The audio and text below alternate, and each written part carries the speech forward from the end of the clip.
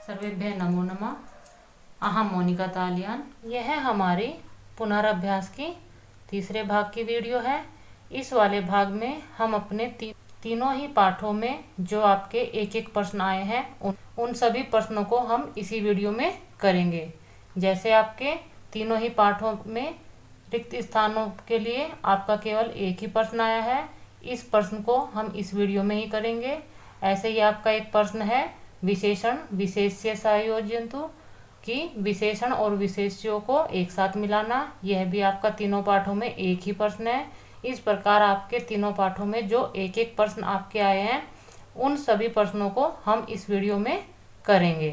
पहले हम अपना रिक्त स्थानों की पूर्ति वाला प्रश्न देख लेते हैं। पशून मारयति, पशुओं को कौन मारता है?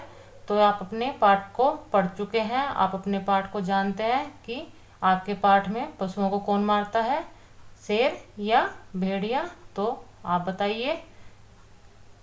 पशु को आपको सिंघा शेर मारता है, तो आप अपने रिक्त स्थान में सिंघा लिख देंगे। बलवान आसीत, बलवान कौन था? तो बलवान को आप जानते हैं कि शेर इसमें बलवान है, तो यहाँ सिंघा आप लिख देंगे। भीता आसन, कौन भयभीत था, शेर या पशु? तो आपके पाठ में पशु भयभीत थे, तो आप अपने रिक्त स्थान में पशुआ लिख देंगे।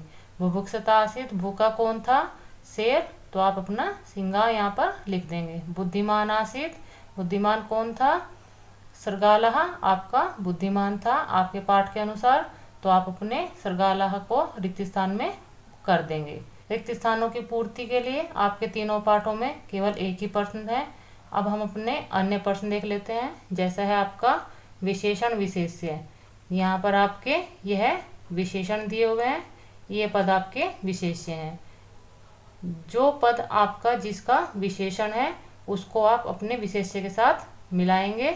तो यह कार्य मैंने आपका यहाँ पर दिखाया हुआ भी है, आप इनको समझ लीजिए, क्योंकि इससे पहले जब हमने अपने अभ्यास कार्य में यह कार्य किया था तो वह केवल कार्य करने के लिए था, लेकिन हम अपने पुनराभ्यास में अपने प्रश्नों को परीक्षा के लिए तैयार कर रहे हैं, तो हम अपनी प्रश्नों को कुछ ज़्यादा ही ध्यान से समझेंगे।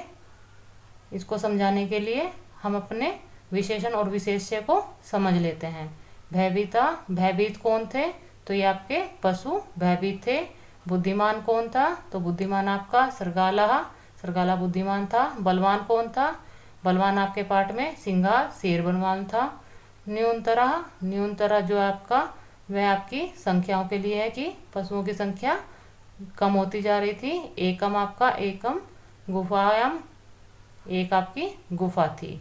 तो इस प्रकार आपके विशेषण और विशेष्य का योजन यानी कि मेल हो जाता है। आप अपने इन प्रश्नों का भी लिखित में ही अभ्यास कीजिए, क्योंकि मैं बार बार आपको समझाती हूँ कि जितना आप अपनी संस्कृत में लिखित में अभ्यास करेंगे उतनी ही अच्छी तैयारी आप कर सकते हैं, और उतनी अच्छी तैयारी के साथ अपनी परीक्षा में आप अच्छे नंबर प्राप्त कर सकते हैं। जैसा मैंने आपको बताया है कि तीनों पाठों में आपके जो एक एक प्रश्न है उनको हम इस वीडियो में कर रहे हैं। तो आपके दूसरे पाठ में यह आपका एक ही प्रश्न है, उचितम विपरीत पदम चित्वा लिखन्तु। ये जो आपके पद दिए हुए हैं इनके उचित विपरीत पद आपको यहाँ से चुनकर लिखने हैं। तो कुशल का विपरीत आपको पता ही है कि वह होता है अकुशल।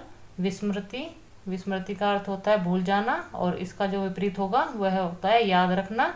तो आपका स्मृति यहाँ पर आ जाएगा। मूर्ख, मूर्ख का जो विपरीत होगा वह होता है बुद्धिमान। अधा, अधा का अर्थ होता है नीचे, जो इसका विपरीत होगा वह होगा ऊपर अर्थात ऊपरी। आदरम, आदर का विपरीत जो होगा वह होगा अनादर।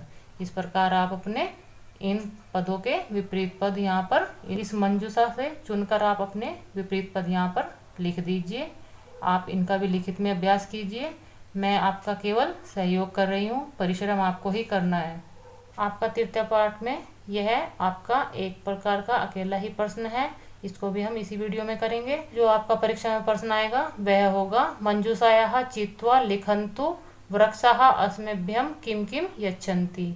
वदन्तु और चा आपका परीक्षा में दिखाई नहीं देगा, क्योंकि वहाँ पर बोलने का कोई भी कार्य नहीं होता, वहाँ पर केवल लिखने का कार्य होता है। तो आपकी परीक्षा में लिखन्तु आएगा कि वृक्ष हमें क्या क्या देते हैं, यह आप लिखिए। यह आपकी मंजूषा दी हुई है। इसमें से चुनकर आप यहाँ पर अपने वाक्यों में लिखेंगे। यह आपके एक प्रकार से रिक्त स्थान ही है, इसको इन्होंने अलग ही रूप प्रदान किया है, तो आप अपने रिक्त स्थानों के अनुसार ही इसको करेंगे। जैसे यहाँ पर आपका दिया है, वृक्षः परेभ्य स्वच्छ वायु यच्छन्ति, वृक्ष दूसरों को स्वच्छ वायु देते हैं।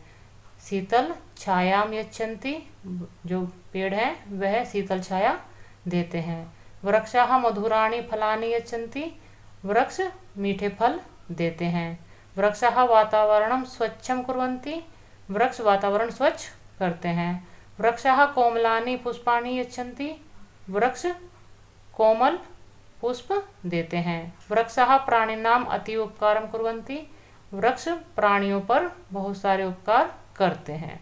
इस प्रकार आप इनका अभ्यास लिखित में कर लेंगे एक बार, क्योंकि लिख कर ये आपके अच्छी प्रकार याद हो जाएंगे। तृतीय पाठ में ही आपका एक ऐसा प्रश्न है जो यह भी अकेला ही प्रश्न है। उचित अर्थ ही सह मेलनम कुर्वन्तु, उचित अर्थों का इनके साथ आपको मेल करना है। इस मंजूषा में इन शब्दों के अर्थ आपको यहाँ मंजूषा में लिखे हुए हैं, उनका आपको इनके सामने मेल करना है।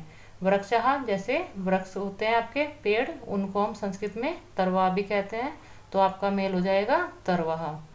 भुक्त्वा, भुक्त्वा का अर्थ होता है खाकर, तो आपका खादित्वा का अर्थ भी भुक्त्वा होता है।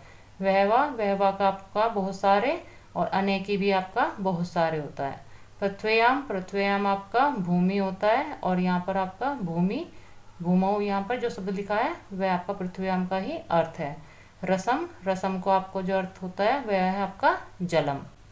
इस प्रकार आप इनको भी लिखकर अभ्यास कर लेंगे। लिखकर अभ्यास करने से आपके प्रश्न और भी अधिक अच्छी तरह से याद आपको हो जाते हैं। उनसे आप अपनी प्रश्नों में जो गलतियां करते हैं वह भी सीख जाते हैं, और उनको भी आप समय रहते दूर कर सकते हैं। मिलते हैं अगली वीडियो में। सर्वेभ्यः नमो नमः।